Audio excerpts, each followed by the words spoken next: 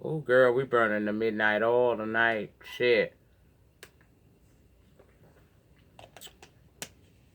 Welcome back to the channel, everybody. I'm Lady Nyca in with a reality review. We are talking Love and Hip Hop New York. Season 10, Episode 2, Messy Boots. And we pick right back up at Remy's party where Kimbella and Chrissy walks in and folks just looking, hoping things don't pop off. Chrissy walks over wanting to address the elephant in the room. So she come over and I'm gonna say this right here. I like you, Chris, and everything, but you kind of wrong to pick Remy's party for your moment to want to have this conversation with Yandy. You basically trying to forge a conversation at this woman party, and things could go left. Not saying that Yandy gonna do anything, cause we know she ain't, but y'all didn't get nowhere with this conversation. It didn't, you basically say that Yandy got on your nerve because she overstepped her boundary a bit too much and you didn't appreciate it.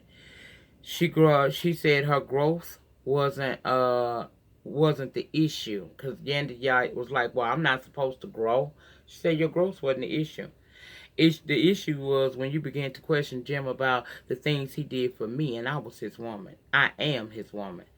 VH1 played the old clips, and Yandy did at times do too much, which is, probably, I think, when she had begun to get on my damn nerves, and I started to get a dislike for her. Now, Yandy say that the accountant would call and say that, she just wanted call and she just wanted to make sure that the mortgage and things were cleared up before Jim spent any extravagant amounts of money that may be needed to cover a bill or something like that. Bottom line, they not gonna see eye to eye on that. Yandy don't remember overstepping her boundaries, and Chrissy ain't letting it slide that that's what you did. Safari arrived at the castle that he and Erica will be getting married in a matter of weeks. And they both, him and Erica got there. They in all the places. It's everything they wanted. It was a beautiful castle. I ain't gonna lie, that place was beautiful. Now, Kimbella and Chrissy meet up again, and Chrissy informs her that Jonathan is going to be joining them. She says she's been knowing Jonathan about 4 years now. I mean, for years now, and that he's a nice young man. And she heard that him and Kimbella had some issues, and she wants them to try to make amends. Kimbella says she likes Jonathan, but when she and Yandy fell out, he automatically chose Yandy. She feels Yandy can handle her own business and that Jonathan should not interfere in that. That's how she feel about it. When he arrives, they all hug, and then he explains that he did side with Yandy because she sides with me. I ride for her. I'm her little brother. So, of course, I'm going to ride with her. Kimbella, he said I would do the same thing for you if I was around somebody and they were speaking negatively about you. He feels that that's his job to defend Yandy because that's what she'll do for him.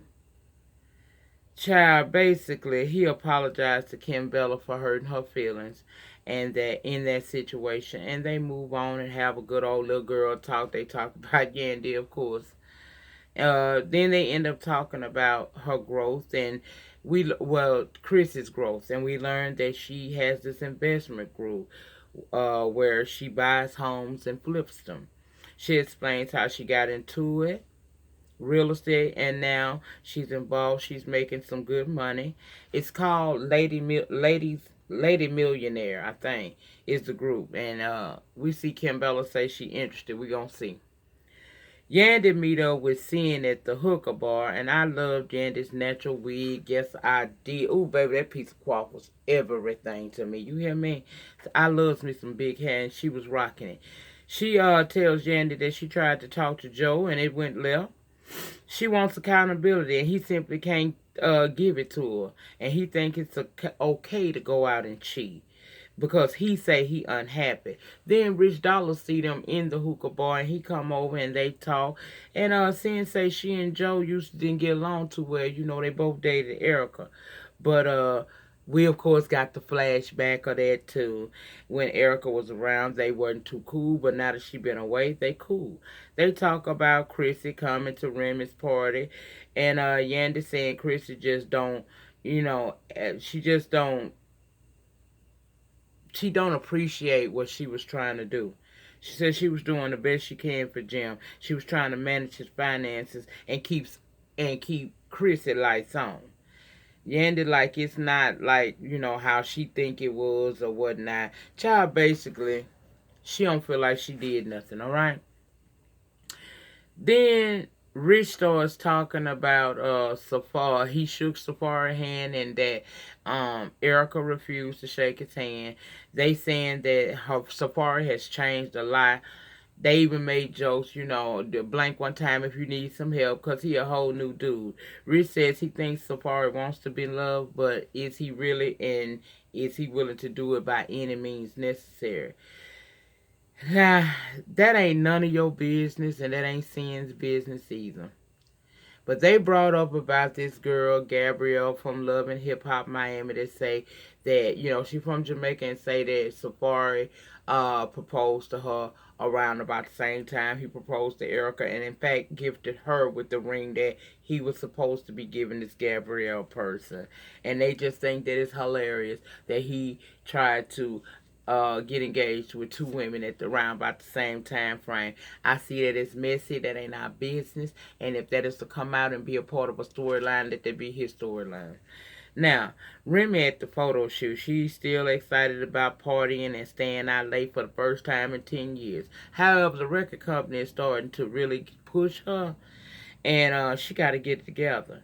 They want that album. She talking to Fat Joe about it, and he saying that she's a lyricist. She ain't one of them booty popping rappers of today. And people want her. She got a loyal fan base. But she gonna have to figure out how to juggle motherhood, being a wife, and with being an artist.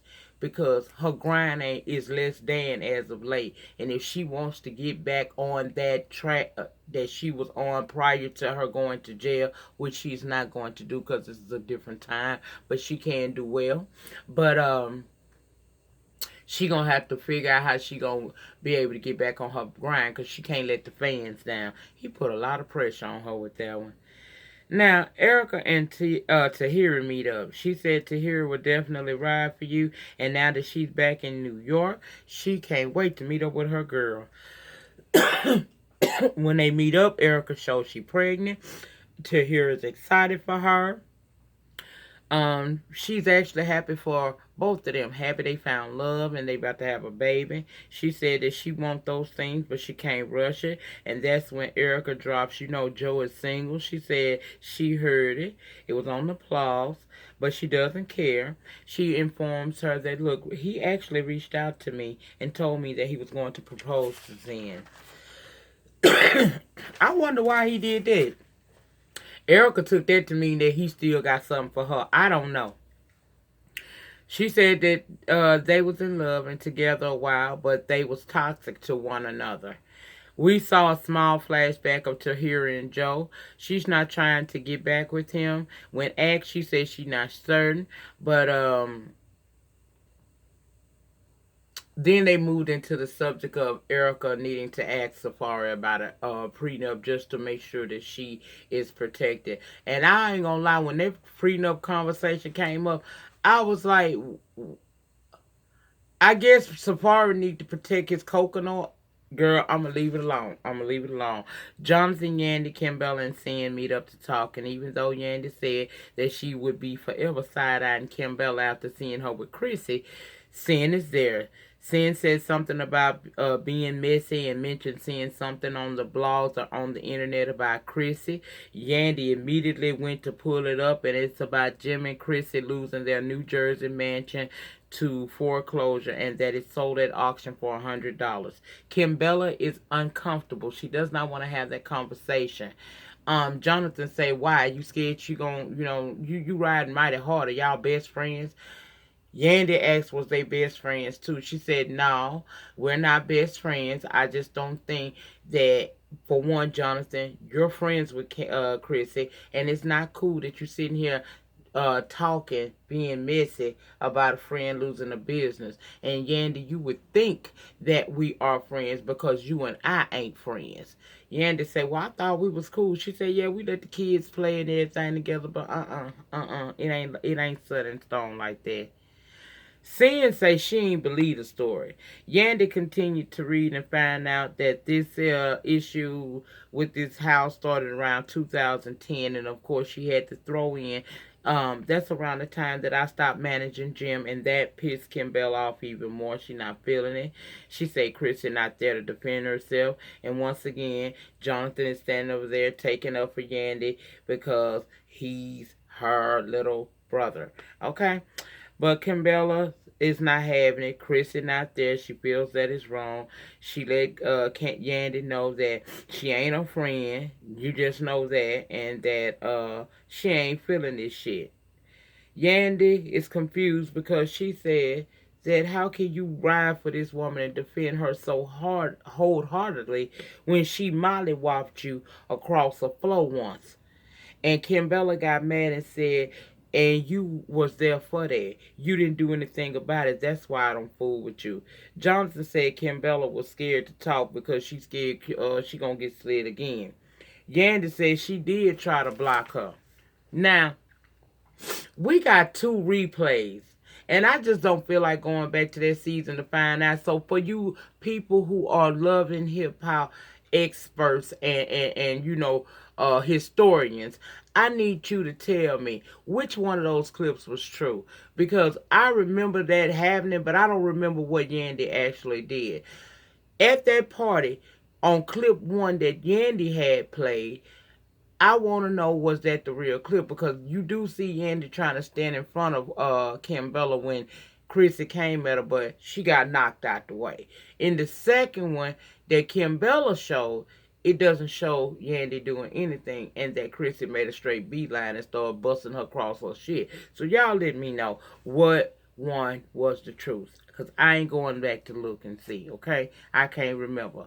Kimbella got mad. She got up to leave. She said that Yandy threw that up. That lets her father know she was down. She said that Yandy is messy. And she is over there sitting with Messy Boots, hence the title of the episode, Messy Boots. Jonathan is Messy Boots. And she walked off, and Jonathan said he loved her despite her wig and pants spandex suit. And Sin just kind of sat there and laughed, and I hollered, honey, because when she was walking off with all that ass, Sin got Kimbella a little thick girl. That might not have been the best outfit choice for her. And baby, that wig was kind of crunchy. I ain't gonna lie. Now we see Chrissy in the gym, mad as hell. Jim didn't tell her that there was an issue with the house. She didn't know it. She'd been gone for 3 to 4 years. She didn't even know it was in foreclosure until it hit the internet. And she upset. She feels like it's a bad look for them. Now they got to move after having that house for 13 years. She ends up FaceTiming Jim, and she lets him know, this is crazy. I am over here with an investment company. How is this going to look? They going to think, how am I going to help them if I can't invest my own I can't manage my own finances. Plus, Greg, the man that I'm a business partner in this adventure with, as well as the man who taught me everything I know and been helping me make this money, is going to be all up and down and through my throat because you made a decision. He said, look, I dealt with some bad people who didn't have my best interests at heart. I didn't know that the business wasn't being taken care of. She just frustrated because this going to make her look mighty bad. And it does make her look bad, you know. He blew it off a little bit. But she hoping she don't lose any investors that she could possibly get. And say he fucked up. He admitted, I fucked up. I just didn't have the right people. So, child, she mad. Remy, I know that you want to be this rapper extraordinaire, because, girl, you can do your thing when you want to. But, mama, I don't know what to tell you. You're going to have to let nature flow. You're going to have to ease back into the music. I know you got this record deal and you don't want these people to drop you and then look for all the money they invested in you back.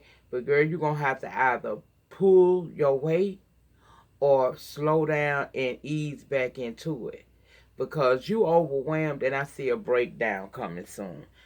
I'm hoping everything be all right.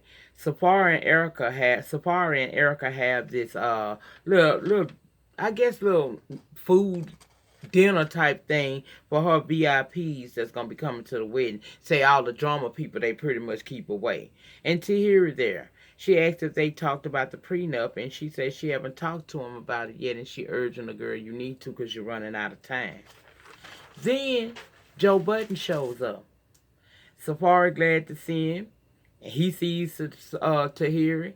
He's glad to see her. He said, they talk here and there, but they haven't really talked in a long time. Now, Erica pushing the shit up to us, talking about they free and want them to talk because they single. Joe tells her things didn't work out with Sin, and that, they ain't together. He admits that he mishandled some situation, and she just glad that he finally can admit something. She said because he couldn't do none of that with her. They eventually agree to go ahead on and meet up with each other again. She's still saying she don't want to get back with him, but they gonna hang out. Wait to see and hear about that. Now, Chrissy had that meet up with that man Greg, who is her business partner and her mentor, and he basically telling her, "You gonna have to figure this out." She said, "I had no idea about any of this. My name is on the deed, but I don't have anything to do with the foreclosure aspect of it all. And so I didn't know that this was happening." He said, "You're going to have to do something because this is a bad look. Normally, you're supposed to get in front of controversy so you can spin the narrative. You're going to have to take the opportunity when you have your summit or your little meeting down in Philadelphia. You got a conference coming. You're going to have to just own it. You're going to have to get up there and talk to these people and hope that they will still want to invest in you, because this is not a good look. And you're going to have to also have a talk with your man. Tell your man he's going to have to keep it 100 with you, or it's going to be some problems, okay? Y'all not going to be able to do this because, see, time is money. And I don't want to, I'm not trying to lose no money. And you on the verge of being a real estate mogul. So talk to your man and figure out how you're going to deal with these women at the conference in Philadelphia in a few weeks. Safari and Erica finally had that conversation about that prenup. He ain't feeling it. He want to know why now, why they didn't talk about it in the beginning. He also wants to know, he always felt like he would never be at a place like that. He would marry somebody and they got to worry about that. She just wants to be protected. She got the ugly cry and everything. So basically they going to get it, but he don't like that at all. And that was really it on the second episode they showed. It held my attention. I'm into it because it's the old people who first brought this show out that made me really love it back on here. And I think that we are revving up for a good season of mess. And I love the mess. This the kind of mess that pays me, honey. This the kind of mess that pays me, and I can sleep at night. I ain't got to worry about being doxxed. I ain't got to be worried about being talked about bad. All I got to do is come down here and talk shit and swallow spit. That's all I got to do. And that's it. That's all. Y'all, in the closing, as always, the depth of your struggle will determine the height of your success. In the meantime, in between time, please remember to rate the video. Ratings get me recognized on the YouTube streets. Comment down below in the comment section. Let me know what you think about season 10 of Love and Hip Hop New York. It's not dragging. That's the thing about it. Normally, the first episodes, I can tell that I'm not going to be able to do it. And it really bothered me to see this show decline the way it had just got dry. And hopefully now that we got some of the old heads back on here, I don't know who had a conversation down there at Mona Me, but thank you. Thank you, because I really couldn't do it. Do y'all see that the Puerto Rican prince ain't going to be on Love and Hip Hop Miami coming on in January? I don't know. I got to look at it first. I ain't going to make no promises. I just knew what this was going to be with the people that they were bringing back. But I will see. And I told y'all we were going to bring back the reviews and bring back the talk times. Y'all make sure y'all go over to my backup channel, Lady Nyca Live. I dropped old nasty piece of story time over there for y'all tonight. I sure did. It's sitting right on over there. Go on over there and get you some, girl. Go on over there and get you some. Anyway, that's it, y'all. Have a good night. Thank you for the continued support. Happy holidays to you. For those of you who may not be everyday YouTube watchers and I don't get to see you, Friday will be it for me. I will not come back until probably close to the new year or right after that. But y'all will see me here and there in a chat or two. And if I'm so inclined, I might drop in and say, hey, on a live or something like that. But as far as reviews and the stuff that I do here all the time for you guys, that's going to decline this coming Friday the 21st. And it will pick back up right after Christmas. If I'll come through and I'll say something to you, then I'm out again until the new year, girl. I'm going to enjoy my holiday season as best I can, with my family, and I urge you all to do the same if you can. You'll see me here and there, but I just want you guys to know that the regular stuff going to end after this week. That's why I'm trying to give it all to you like I supposed to, because I know I'm going to be saying Friday, child. I ain't going to be coming back, okay? Now, we might jump in if I get the people to act right. We'll do what we supposed to have did on Thanksgiving. If the people don't want to act right, child, Nyca got a man, okay? I ain't got to deal with it.